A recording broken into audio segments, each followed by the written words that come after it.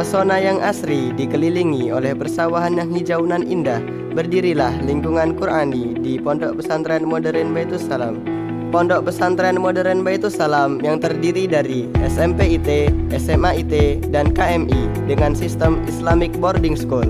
Dengan berbagai program unggulan, diantaranya pendampingan pendidikan karakter, pembinaan bahasa Arab dan Inggris, pendampingan tahsin dan tahfidz Al-Quran, super skill, santripreneur, dan resort camp. Didukung oleh tenaga pengajar berkompeten, fasilitas lengkap dan modern, serta lingkungan yang kondusif, Pondok Pesantren Modern Baitus Salam menjadi sarana membekali santri agar siap menghadapi tantangan di abad 21 dan era industri 4.0 dengan berbekal pengetahuan pribadi Qur'ani, disertai dengan asas 4 pilar pondok, yaitu pilar Qur'ani, pilar Tarbawi, pilar Ijtimai, dan pilar Lugawi. Daftarkan putra-putri Anda sekarang juga di Pondok Pesantren Modern Baitus Salam melalui situs website santri.baitussalam.sch.id. Pondok Pesantren Modern Baitus Salam, tempat santri berprestasi dan berpribadi Qur'ani.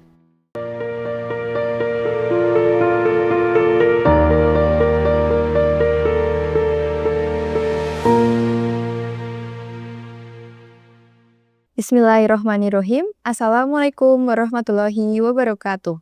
Alhamdulillahirabbil alamin. Pemirsa yang dirahmati Allah Subhanahu wa taala, kami ucapkan selamat datang di kajian Mutiara Jumat yang diselenggarakan oleh Pondok Pesantren Modern Baitus Salam, terdepan, maju, berkembang, mandiri. Alhamdulillahirabbil alamin, telah hadir narasumber Mutiara Jumat edisi kali ini, yaitu Ustadzah Umi Naslihah SPDI selaku Waka Kesiswaan SDIT Baitus Salam 2 Cangkringan. Mari kita sapa terlebih dahulu. Assalamualaikum Ustadzah. Waalaikumsalam. Gimana kabarnya hari ini? Alhamdulillah, khairin. Alhamdulillah. Pemirsa yang dirahmati Allah Subhanahu wa taala, materi pada kajian edisi kali ini yaitu menggali minat dan bakat anak. Tanpa berlama-lama lagi, marilah kita mendengarkan dan menyaksikan taujih dari Ustadzah Umi Nasihah SPDI. Hari Ustadzah, silahkan. Terima kasih waktunya Ustadzah. Baik. Bismillahirrahmanirrahim. Assalamualaikum warahmatullahi wabarakatuh. Innal hamdalillah nahmaduhu wa nasta'inuhu wa nastaghfiruh wa na'udzu billahi min shururi anfusina wa min sayyiati a'malina may yahdihillahu fala mudilla lahu wa may yudlilhu fala hadiyalah. Asyhadu an la ilaha illallah wa asyhadu anna Muhammadan abduhu wa rasuluh la nabiyya ba'dah, amma ba'd. Pemirsa yang dirahmati oleh Allah Subhanahu wa taala, alhamdulillah puji syukur kehadirat Allah Subhanahu wa taala atas limpahan nikmat dan karunia-Nya kepada kita semuanya. Di antaranya ada nikmat iman, nikmat Islam, nikmat sehat yang dapat kita rasakan sampai detik ini. Dan mudah-mudahan kita semuanya selalu dituntun oleh Allah Subhanahu wa taala untuk terus di dalam kebaikan. Yang kedua, shalawat serta salam semoga tetap tercurah kepada qudwah hasanah kita Rasulullah Muhammad sallallahu alaihi wasallam, kepada para keluarganya, sahabatnya, serta umatnya yang tetap setia mengikuti sunnah beliau hingga yaumul akhir nanti. Amin ya rabbal alamin.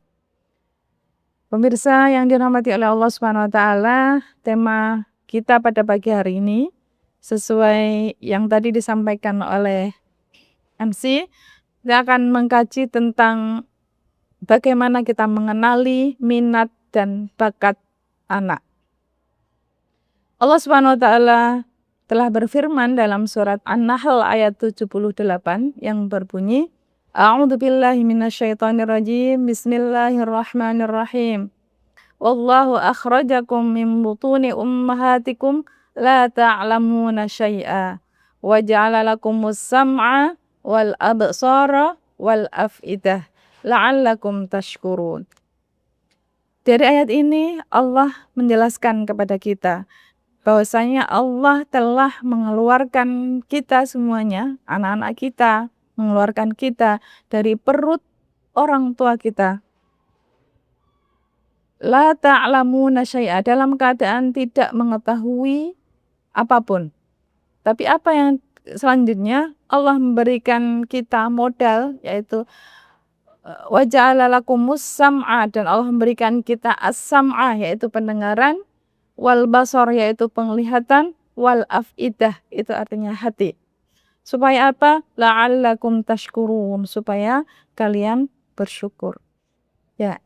Jadi Ustazah, dari sini ya, dari ayat ini menunjukkan bahwa bayi yang lahir itu ya dalam keadaan tidak mengetahui apa-apa, akan tapi Allah memberikan modal utama, yaitu penglihatan, pendengaran, dan hati.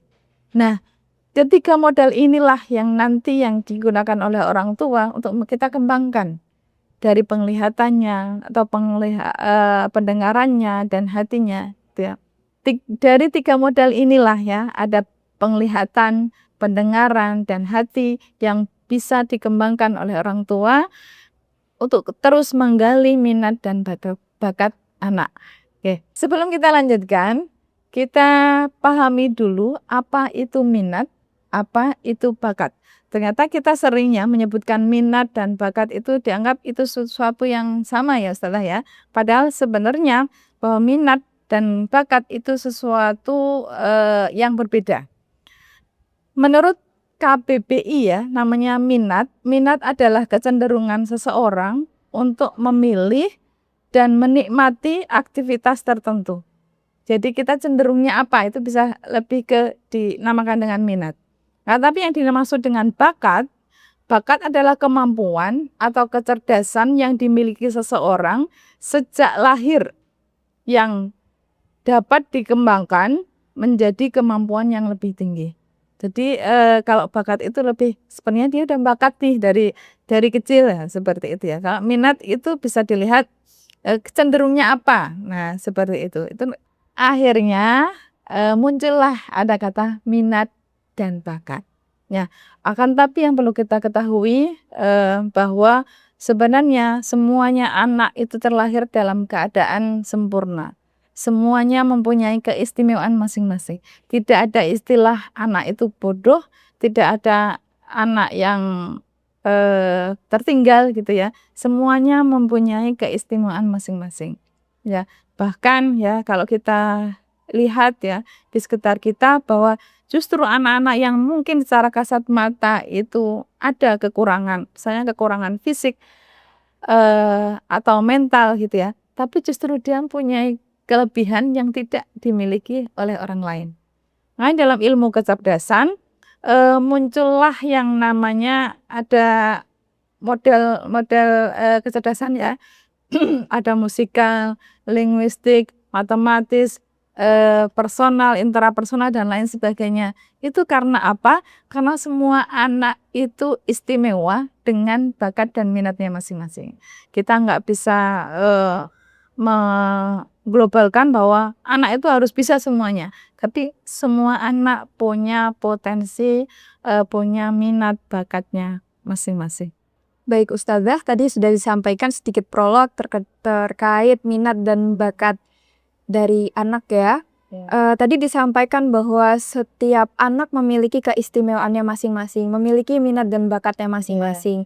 Berarti tugas dari atau peran dari orang tua itu mengembangkan minat dan bakat anak Iya, gitu ya Ustazah. betul ya. Karena itu tadi kita kembali bahwa semuanya punya kecerdasan, mungkin ada yang dari pendengarannya, dari penglihatannya. Jadi kembali ke modal yang Allah berikan kepada anak tersebut. Baik. Baik Ustazah Umi, sebelum kita melanjutkan ke sesi yang selanjutnya, kita akan iklan sebentar ya. Ya, silakan. Pemirsa, sebelum melanjutkan ke sesi selanjutnya, kita akan kembali lagi setelah jeda yang satu ini.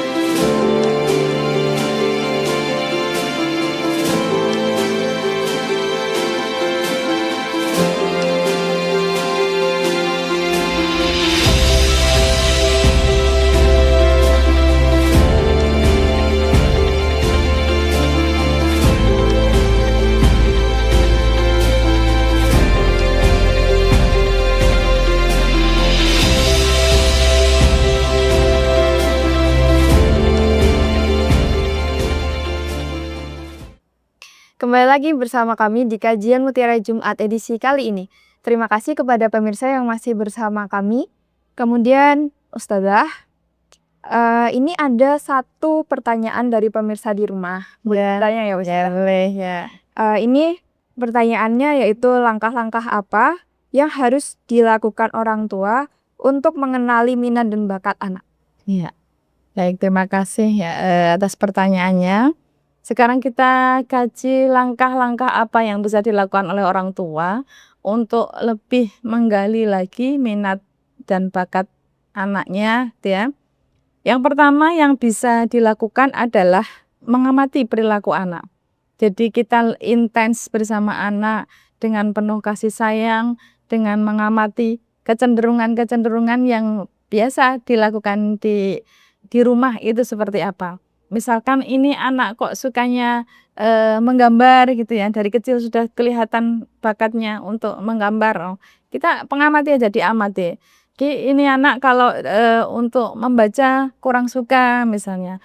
Ini sukanya menyanyi gitu. Jadi pengamatan-pengamatan itu ya dengan intens dilakukan, dengan kebersamaan, dengan kasih sayang, itu lebih ya tadi lebih kita menajamkan pengenalan kita tentang minat bakat anak kita, gitu ya. Itu yang pertama.